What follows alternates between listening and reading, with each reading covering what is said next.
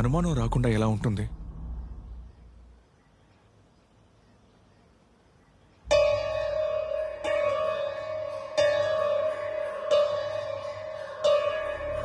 ఇప్పుడు మీరు ఏం చేయబోతున్నారు జీ?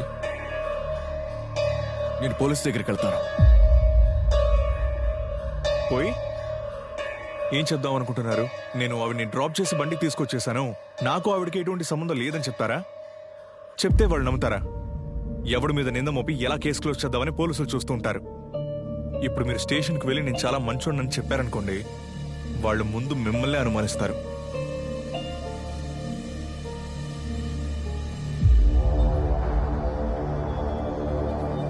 ఏదైనా 1-2 సార్లు ఆలోచించి చేయండి జీ. నేను మీకు తోడుగా ఉంటాను జీ.